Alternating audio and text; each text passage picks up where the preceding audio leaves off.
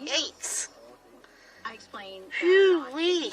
Because of the virus. I had my hair up too long. Nicholas lives in room 13, and he's in his late 20s. He looks like he's worked outside. It's a big old knot.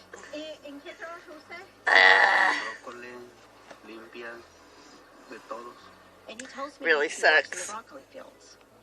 Really sucks. But Nicholas is more okay. About the rain.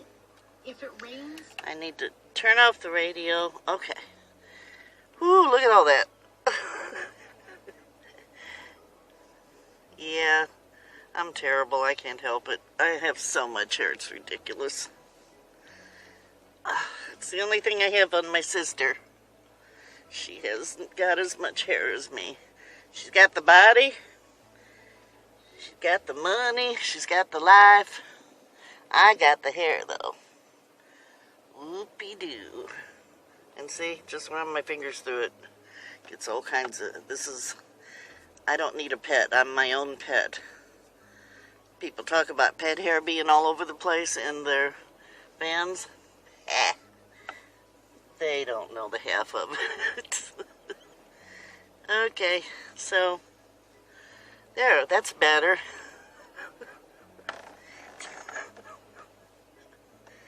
Oh, my goodness me. Okay, just a second. Well, that's a little bit better. Okay. Hi, everybody. This is Mitzi with Mit's Adventures. Trying to get my hair straightened out here. I was going to take a video of the swans, but they're on the other side, and I tried to show a close-up, you know, as much as I could zoom in, and it wasn't close enough, so I'm not going to show them yet. Tomorrow's supposed to be 70 degrees out, so maybe tomorrow I'll show them to you, because unless it's raining like crazy, it should be a good day to be at the park. And how's everybody doing today? Today is, I don't know, what is today? Day 5? April 5th. Wee-ha! And we're still alive and kicking, feeling good. About a week and a half before I get my check, I still have money in the bank. Not a lot, but I still have money, so I'm doing better. Next week, next pay period, I'm going to try to live off of $500. That'd be over $100 a week.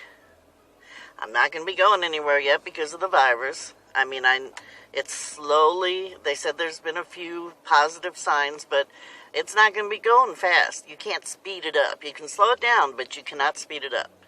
So, I think we're getting to the point where we've learned not what to do to not slow it down, to where it's going to linger longer.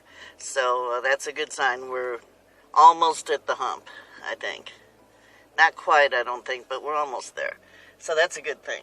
And so this next month, I'm sure I'll probably still be in my hometown still. I'll be sitting at the park bench because people are keeping their distance. And, oh, there's my white swan. God. It's so sad to see her by herself. Okay, shut up.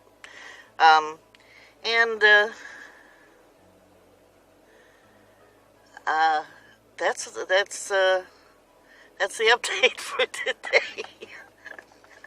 I found out that you can be what you want to, and all you need is to get your boogie down. So keep that in mind. That's all you need. In the famous words of Al Jarreau, get your boogie down. It's kind of sad that one of my favorite singers died. And of course, because I'm old and my brain is all messed up, can't remember his name now. Just the two of us. That guy. I think my favorite song that he ever did was the one about,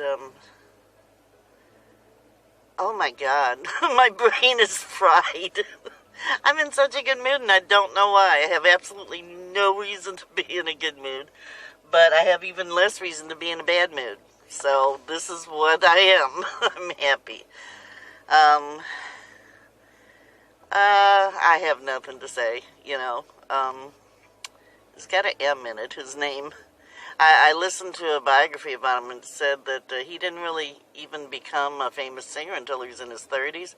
And like 4 years later or 14 years later, he just dropped it and moved on. You know, he did other things. That's the way you should look at life. Do what you want to do. Don't do it for money. Don't do it for other people. Just do what you feel like doing. And if you get tired of doing that, do something else. Everybody has the option to do what they want.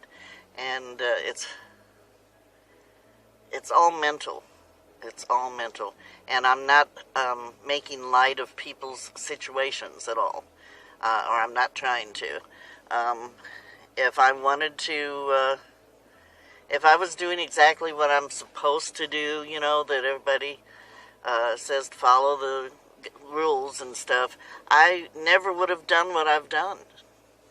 And I haven't done that much, but I've done a hell of a lot more than if I had listened to my doctor.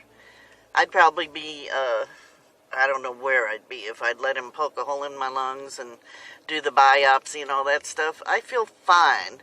And that was over a year ago that he told me he wanted to do a biopsy. Screw that. Yeah, I just can't even imagine what I would have gone through if I had gone that route. And this is so much better. It's so much better. I'm not saying ignore everything your doctor tells you. I still get blood pressure pills because, you know, I know my blood pressure's high, but I still think I'm going to get rid of those too eventually because my blood pressure went down, not because I'm just decided I'm not going to take it, you know. But there's certain things, you know, that everybody has limits, and my limit is I don't like taking pills, I don't like being poked, and I don't get sick. Works for me. Big believer in thoughts become things, you know. Thoughts become things. And I've always said, you know, I used to work for my stepdad, who was an asshole. Plainly put, and he still is. He's still alive for some stupid reason, but, sorry. Anyway, when I worked for him, you had no excuse to not come into work. The only excuse he would have accepted, I used to say, was if you had a note from your doctor saying you died. That's the only excuse. So, you know, I tried calling in sick because I had a cold one time, and he said, no, come in. And I couldn't not do it. So I went in, and I was miserable. I was sneezing, my eyes were watery, and my nose was running, and coughing, and it's such a pain to have to go work when you're sick. And I said, this is ridiculous. I'm not going to do this anymore. If I have to come in, I'm not going to get sick. Basically is what I said.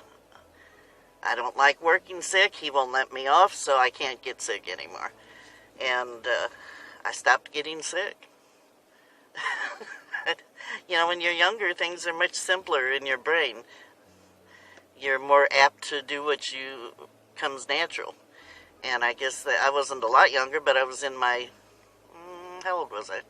I was in my 20s anyway, you know, probably in my late 20s maybe. So I stopped getting sick, and I just don't get sick. I do smoke. I plan on quitting. Not because I'm afraid I'll get cancer, but because I don't want to spend the money on it. I'm tired of spending all that money on it. And it does make me cough. I don't like coughing all the time. I don't cough all the time, but I mean, you know, I know it's not healthy for you. And I do run out of breath, and I know it's because I smoke. So, I mean, I'm not ignoring things. But at the same time, I have a limit, you know. It makes me out of breath. It's not killing me. It makes me out of breath, though. So there's a reason to quit. So I'll quit eventually. I love to eat, and you know, when I'm living in my van, I eat less.